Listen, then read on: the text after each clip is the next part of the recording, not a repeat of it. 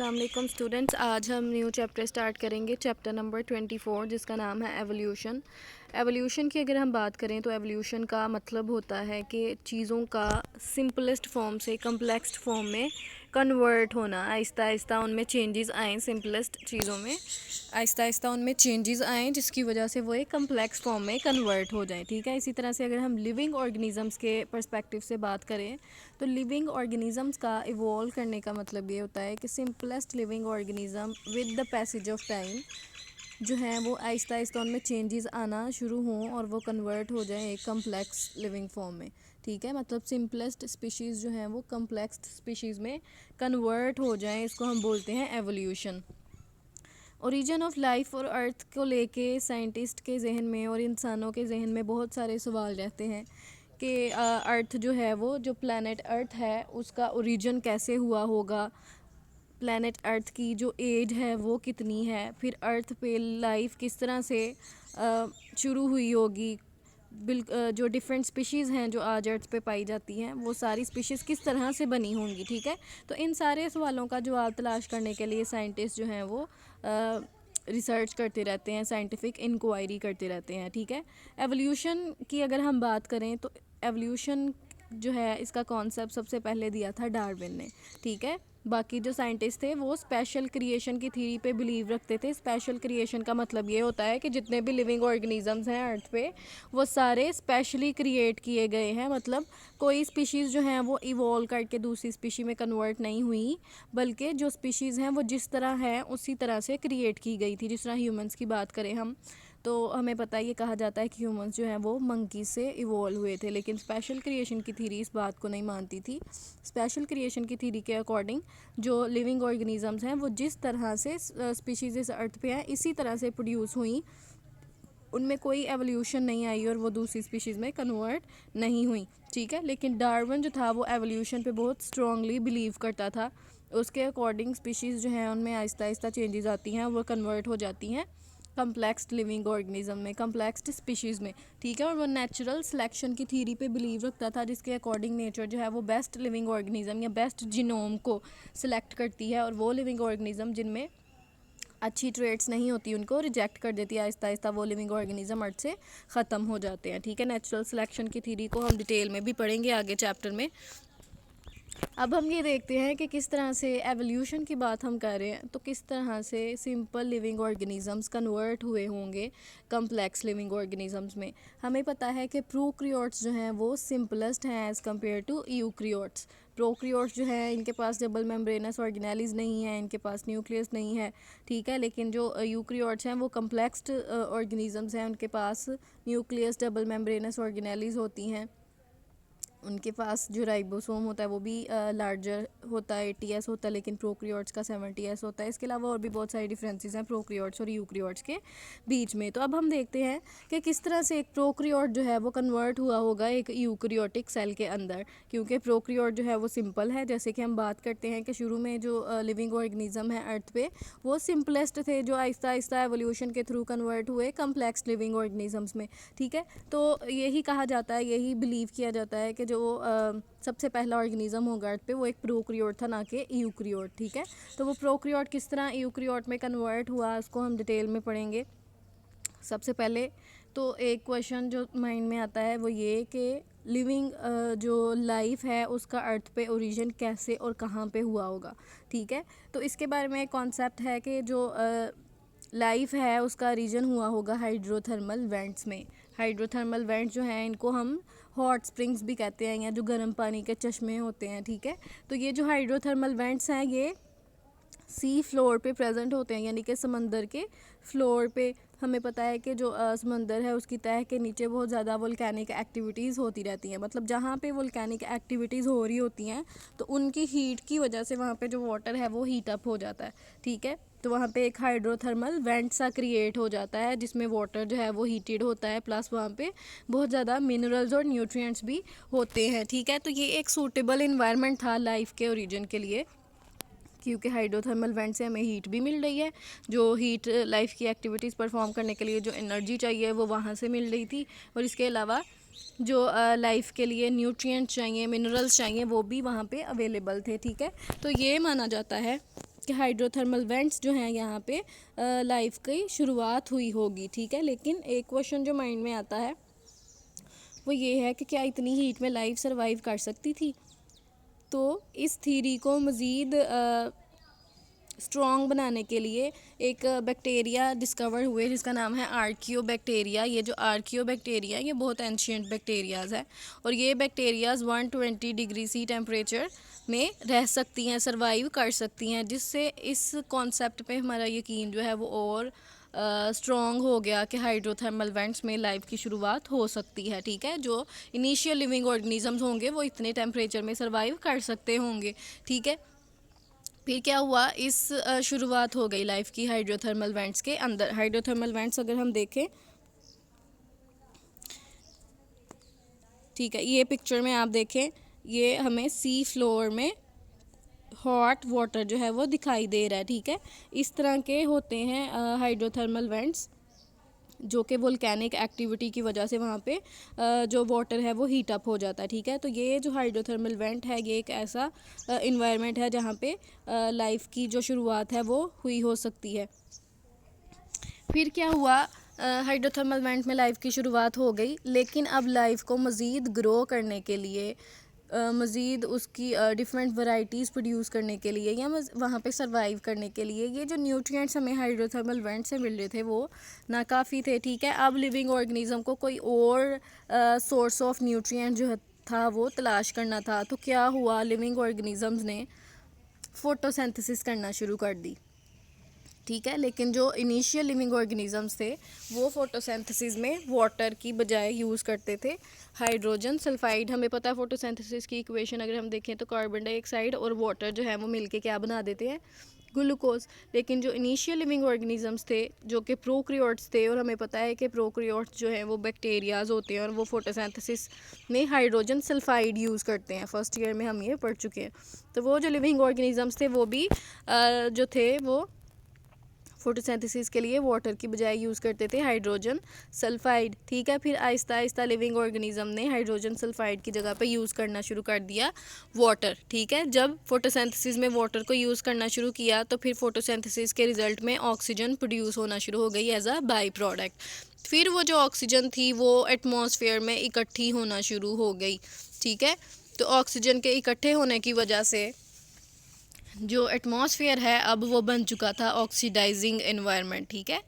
Oxygen के present होने की वजह से एनवायरनमेंट रिड्यूसिंग एनवायरनमेंट से कन्वर्ट हो गया ऑक्सीडाइजिंग एनवायरनमेंट में, और जो एटमॉस्फेयर में ओजोन की लेयर भी इकट्ठा होना शुरू हो गई, ठीक है। जब ऑक्सीजन बनना शुरू हुई तो ओजोन की लेयर भी बनना शुरू हो गई जिसने अल्ट्रावायलेट रेज़ को फ़िल्टर करना शुरू कर दिया।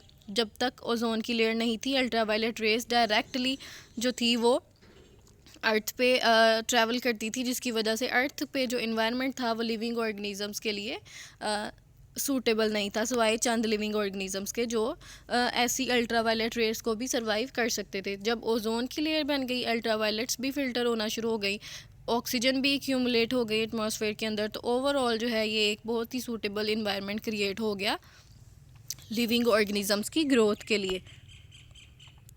ऑलमोस्ट 420 मिलियन ईयर्स एगो जो ओजोन की लेयर थी वो बन चुकी थी, ठीक है। 420 मिलियन ईयर्स एगो ओजोन की लेयर बनना शुरू हुई, ठीक है। अब इन्वायरमेंट हमने कहा कि कन्वर्ट हो गई है रिड्यूसिंग से ऑक्सीडाइजिंग इन्वायरमेंट। तो ऑक्सीडाइजिंग इन्वायरमेंट जब बन गई तो पहले जो एबायोटिक रिप्रोडक्शन का कॉन्सेप्ट था कि लिविंग ऑर्गेनिज्म जो है वो नॉन लिविंग थिंग से बनते हैं, तो वो कॉन्सेप्ट जो था वो डिस्कार्ड कर दिया गया और फिर बायोटिक रिप्रोडक्शन पे का जो कॉन्सेप्ट था वो ज़्यादा स्ट्रॉन्ग हो गया कि लिविंग ऑर्गेनिज्म जो है वो लिविंग ऑर्गेनिज्म से ही बनते हैं, ठीक है। वो नॉन लिविंग थिंग से नहीं बनते, जिसे हमें पता है कि सेक्सुअल रिप्रोडक्शन होती है और किस तरह लिविंग ऑर्गेनिज्म आगे से नेक्स्ट जनरेशन्स प्रोड्यूस करते हैं, ठीक है। तो ऑलमोस्ट 3.5 बिलियन ईयर्स एगो जो थे वो प्रोक्रियोट्स बने थे। 3.5 बिलियन ईयर्स एगो प्रोक्रियोट्स, यानी कि सबसे पहला जो लिविंग ऑर्गेनिज्म था वो प्रोक्रियोट था, और ये है 3.5 बिलियन ईयर्स एगो। या हम कह सकते हैं कि जो लाइफ का ओरिजिन हुआ है, शुरुआत हुई है, वो 3.5 बिलियन ईयर्स एगो हुई है। फिर उस प्रोक्रियोट्स में चेंजेस आना शुरू हुई और वो कन्वर्ट हुआ यूक्रियोट में, और तकरीबन 1.5 बिलियन ईयर्स एगो एक यूक्रियोट जो था वो फर्स्ट टाइम अपीयर हुआ था अर्थ पे। अब किस तरह से एक प्रोक्रियोट कन्वर्ट हुआ यूक्रियोट में, उसके बारे में दो हाइपोथेसिस हैं। एक है एंडोसिम्बायोंट हाइपोथेसिस और दूसरी है मेम्ब्रेन इन्वेजिनेशन हाइपोथेसिस। ठीक है, जो एंडोसिम्बायोंट हाइपोथेसिस थी वो लिन मार्गुलिस ने सबसे पहले प्रपोज की थी।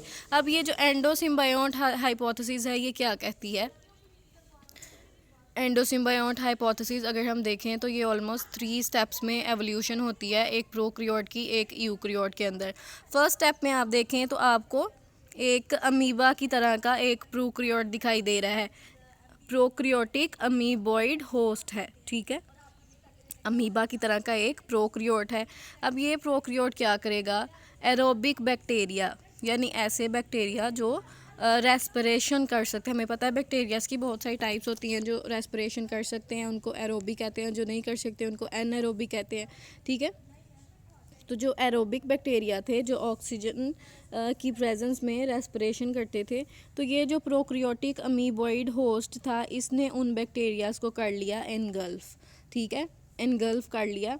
फिर क्या हुआ?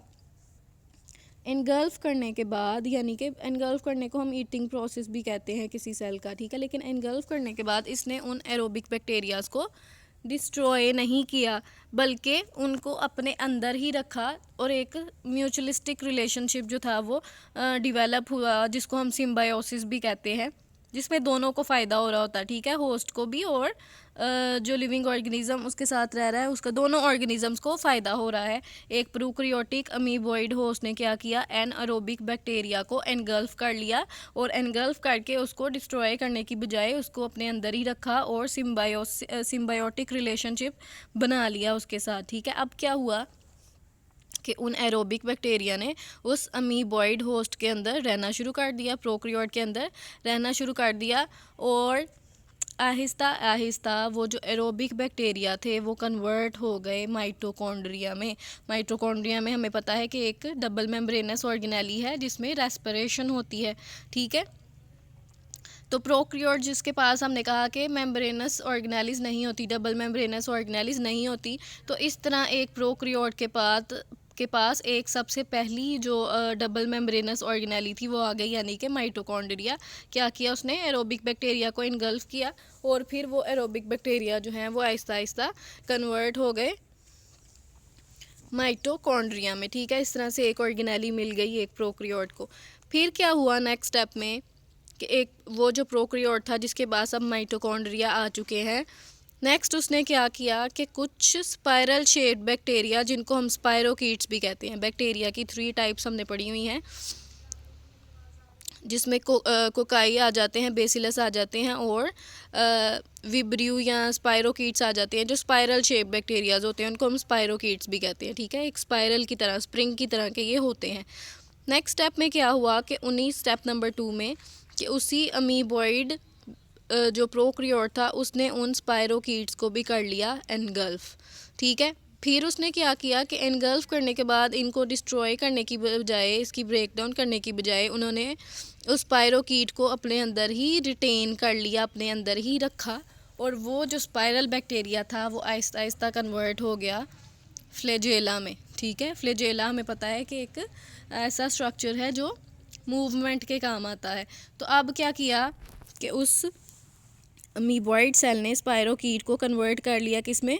फ्लैजेला में। ठीक है, अब जो उसके पास माइटोकॉन्ड्रिया भी आ चुके हैं, फ्लैजेला भी आ चुके हैं। इस पॉइंट पे हम इसको कहते हैं अमीबोफ्लैजिलेट। ठीक है, यानी ऐसा अमीबॉइड सेल जिसके पास फ्लैजेला आ गया है।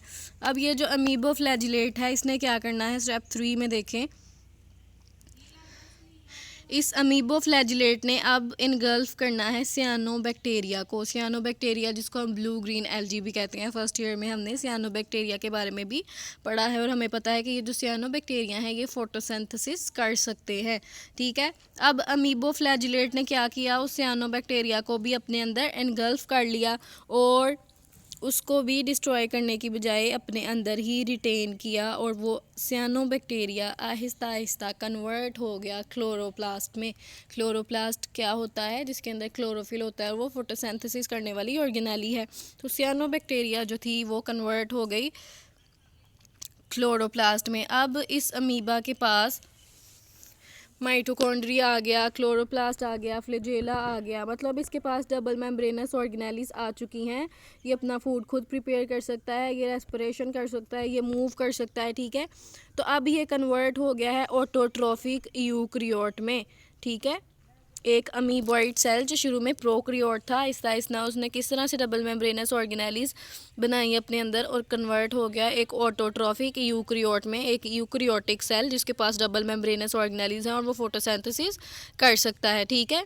लेकिन कुछ सेल जो है यूक्रियोट के, उन्होंने सियानोबैक्टीरिया को इनगल्फ नहीं किया, उन्होंने क्लोरोप्लास्ट अपने अंदर नहीं बनाया। इसका मतलब है वो फोटोसिंथेसिस नहीं कर सकते, बल्कि वो हेट्रोट्रॉफिक तरीके से फूड को हासिल करते हैं, ठीक है। क्या बात हमने की कि जो अमीबो फ्लैजिलेट था उनमें से कुछ ने सियानोबैक्टीरिया को कन्वर्ट कर लिया क्लोरोप्लास्ट ने, और कुछ जो थे वो उसी तरीके से रहने लगे, उनके पास क्लोरोप्लास्ट क्लोरोफिल नहीं है और वो फोटोसिंथेसिस नहीं कर सकते और वो हेट्रोट्रॉफ्स हैं, ठीक है। तो दो तरह के यूक्रियोट्स हमारे पास बन गए, ऑटोट्रॉफिक यूक्रियोट्स और हेट्रोट्रॉफिक यूक्रियोट्स, ठीक है। ये थी एंडोसिम्बायोट हाइपोथेसिस, जिसके अकॉर्डिंग एक प्रोक्रियोट कन्वर्ट हो गया यूक्रियोट में। अब हम दूसरी हाइपोथेसिस देखते हैं जिसका नाम है membrane invagination hypothesis. Membrane invaginate का मतलब होता है मेम्ब्रेन का सेल के अंदर की तरफ इन्वेजिनेट करके पॉकेट की तरह का स्ट्रक्चर बनाना। अब सबसे पहले क्या है, एक प्रोक्रियोटिक सेल है जिसके पास उसका अपना एक जीनोम है या डीएनए का मॉलिक्यूल है। अब इस प्रोक्रियोटिक सेल ने क्या करना है, सेकंड स्टेप में आप देखें, इस प्रोक्रियोटिक सेल ने जो है वो जीनोम की कॉपीज़ बना लेनी है। इस प्रोक्रियोटिक सेल ने क्या किया, अपने जीनोम की बहुत सारी कॉपीज़ बना ली, मल्टीपल कॉपीज़ बना ली, जिसमें सेकंड स्टेप में देखते हैं हम कि 3 कॉपीज़ जीनोम की बन चुकी हैं। अब थर्ड स्टेप में क्या होगा कि इसकी जो मेम्ब्रेन है, सेल मेम्ब्रेन है, उसने अंदर की तरफ इन्वेजिनेट करके इन जो जीनोम की कॉपीज़ बनी थी उनको सराउंड कर लेना है और उनके इर्द गिर्द पॉकेट की तरह के स्ट्रक्चर्स बना देने हैं, ठीक है।